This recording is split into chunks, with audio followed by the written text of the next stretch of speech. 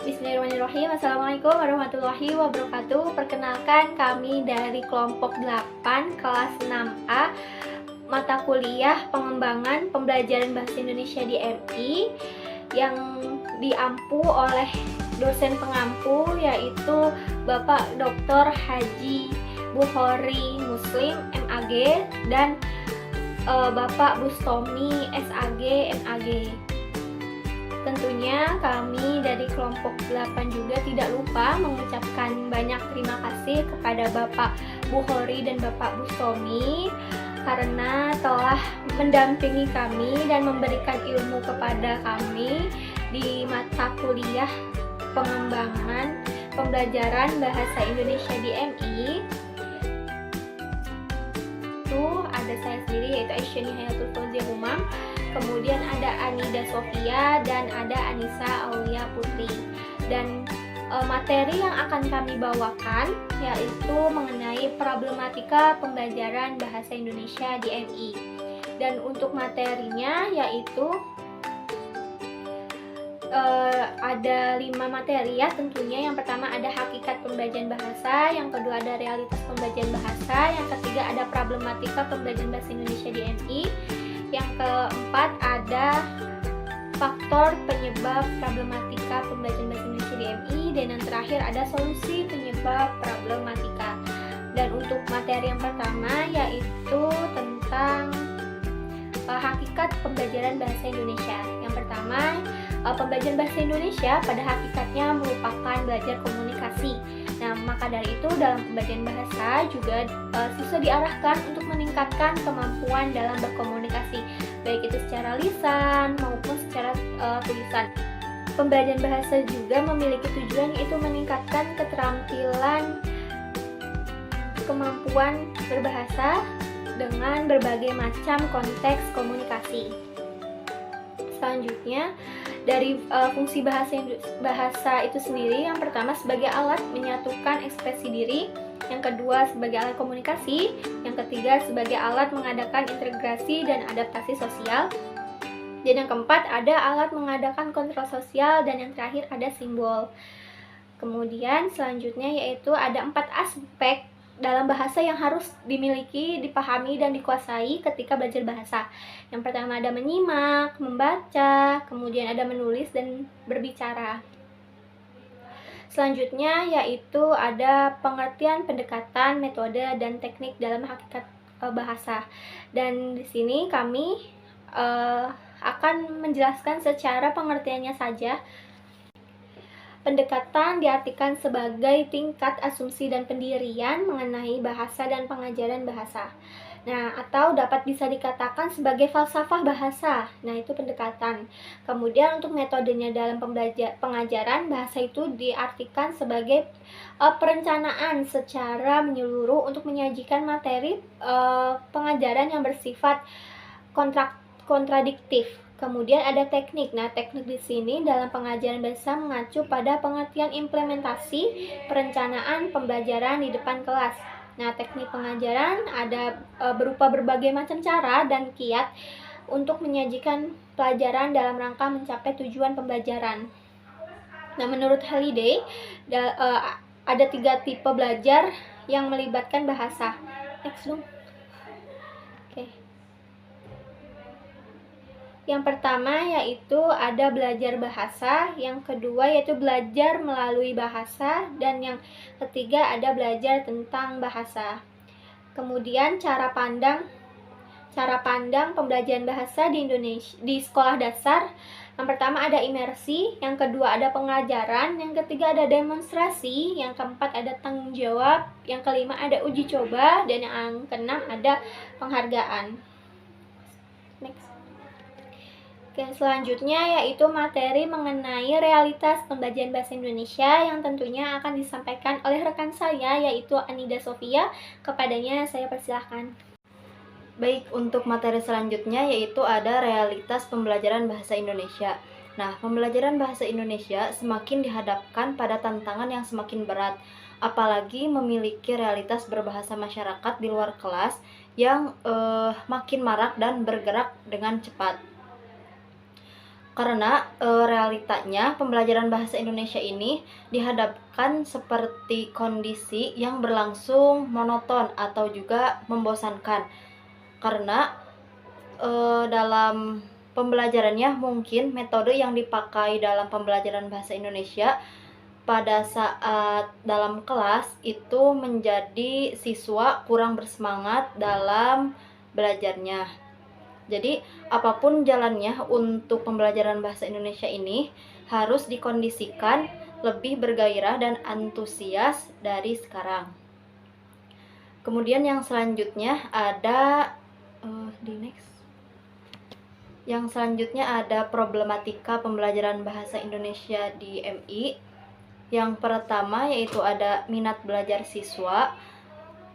Yang kedua ada pengembangan bahan ajar. Pengembangan bahan ajar ini tentunya karena kekurangan materi atau juga sumber-sumber yang terbatas, sehingga pembelajaran bahasa Indonesia mengalami tersendat. Selanjutnya yang ketiga ada kualitas guru yang kurang optimal. Maksudnya di sini yaitu jadi misal guru tersebut mengajarkan tidak sesuai dengan ahlinya. Misalnya guru tersebut ahli di bidang pendidikan agama Islam, tetapi ia ketika masuk ke sekolah dipaksa untuk belajar bahasa Indonesia, sehingga ini juga mengalami problem dalam pembelajarannya. Kemudian yang selanjutnya ada lingkungan. Lingkungan di sini terbagi ada di lingkungan keluarga, masyarakat, kemudian di lingkungan sekolah itu sendiri. Mengapa lingkungan keluarga dan masyarakat termasuk? Karena yang utamanya pada keluarga, mungkin anak SD tersebut, siswa tersebut tidak mendapat dukungan dari orang tua atau kurangnya perhatian dari orang tua, sehingga siswa tersebut ketika dia belajar di sekolah mengalami kebebasan dalam mencari pembelajaran. Nah, kemudian di lingkungan masyarakat juga tentunya karena terbawa pergaulan mungkin yang kurang bagus. Dan di lingkungan sekolah itu kan ada yang di kota, ada yang juga di desa. Tentunya beda antara kondisi sekolah desa dan kota, sehingga guru juga kesulitan untuk menyeimbangi antara pembelajaran bahasa Indonesia di desa dan di kota. Nah, kemudian yang selanjutnya ada metode pembelajaran. Problematika pembelajaran bahasa Indonesia di MI tentunya harus menggunakan metode pembelajaran yang menarik, sehingga siswa tidak mudah bosan. Tidak selalu memakai metode ceramah, jadi ya harus yang berinovasi kayak gitu, yang unik. Yang terakhir, problematika pembelajaran bahasa Indonesia di MI yaitu tantangan pembelajaran bagi siswa dengan kemampuan yang berbeda. Nah, ini juga menjadi problem dalam pembelajaran bahasa Indonesia karena setiap guru harus memahami juga karakteristik setiap siswa untuk dapat melaksanakan pembelajaran bahasa Indonesia dengan baik dan lancar. Nah, selanjutnya ada pembahasan faktor penyebab problematika bahasa Indonesia di MI akan disampaikan langsung oleh rekan saya yaitu Anissa Aulia Putri. Kepadanya saya persilahkan.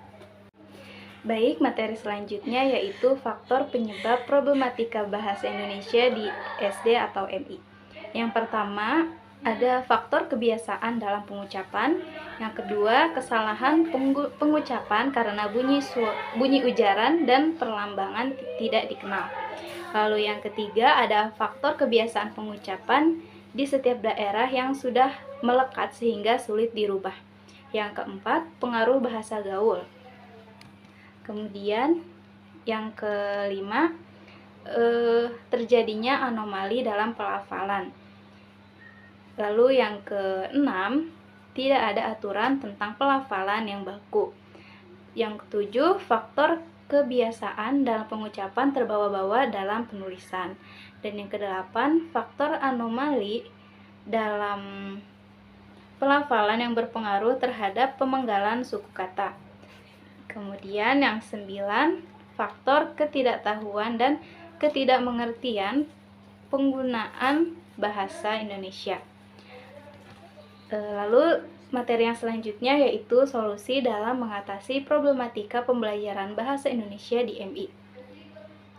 Yang pertama ada pembelajaran bahasa dilakukan dengan melibatkan siswa secara langsung dalam kegiatan yang dipelajari atau disebut imersi. Jadi jika ada materi pembelajaran mengenai mengarang, jadi siswa itu harus dilibatkan juga dengan jadi guru menyuruh siswa untuk membuat karangan. Yang kedua, pembelajaran bahasa dengan memberikan kesempatan kepada siswa untuk terlibat aktif dalam berbagai kegiatan berbahasa yang bermakna, fungsional, dan otentik. Kemudian yang ketiga, pembelajaran bahasa dengan demonstrasi atau pemodelan merupakan upaya pembelajaran yang dapat menjadikan konsep, sikap, dan keterampilan yang bersifat abstrak, rumit, sulit menjadi konkret, sederhana karena gambaran yang ditampilkan. Jadi contohnya kalau ada pembelajaran mengenai membacakan berita, berarti guru harus memberi contoh yang nyata kepada siswa. Misalnya guru menampilkan tayangan berita yang ada di TV atau di radio. Yang keempat, pembelajaran bahasa yang memberikan kesempatan kepada siswa untuk memilih aktivitas berbahasa yang akan dilakukannya. Upaya ini bertujuan untuk menyalurkan minat dan keinginan dalam belajar berbahasa dan menjadikan siswa lebih percaya diri dan bertanggung jawab atas kegiatan berbahasa yang dilakukannya. Yang kelima, pembelajaran bahasa yang memberikan kesempatan kepada siswa untuk melakukan kegiatan perspektif atau sudut pandang siswa. Kemudian yang terakhir, pengharapan. Artinya guru memberikan motivasi dengan memperhatikan, mengerti, dan membantu kesulitan siswa, mendorong dan sabar apabila siswa melakukan kesalahan disertai pemberian masukan penguatan kepada siswa. Terima kasih kepada teman-teman saya yang sudah membawakan materinya. Selanjutnya yaitu mengenai kesimpulan dari pembahasan kali ini, yaitu problematika dalam pembelajaran bahasa Indonesia menjadi tantangan bagi guru atas implikasi sikap dan keadaan siswa tersebut dalam pembelajaran bahasa Indonesia. Nah, dalam pembelajaran bahasa Indonesia ini berhubungan dengan antara keterampilan berbahasa siswa dan keterampilan berbahasa dengan keberadaan belajar. Maka dari itu beberapa solusi yang berkaitan dengan pembelajaran bahasa Indonesia, problematika tentunya ya, perlu didasarkan pada bagaimana siswa belajar dan bagaimana mereka belajar bahasa, yang mana solusi tersebut tuh harus diimplementasikan dalam pembelajaran bahasa Indonesia dengan baik. Seorang guru yang profesional akan menganggap tantangan merupakan wahana ilmu yang harus dipecahkan dengan solusi terbaik, selain dapat membantu dirinya sendiri dalam berkembang. Hal tersebut juga dapat membantu siswa dalam belajar dengan baik. Nah, itu dia kesimpulan dari materi kali ini. Kami dari kelompok 8 tentunya mengucapkan terima kasih sebanyak-banyaknya kepada dosen pengampu, dan kurang lebihnya mohon maaf. Terima kasih. Wassalamualaikum warahmatullahi wabarakatuh.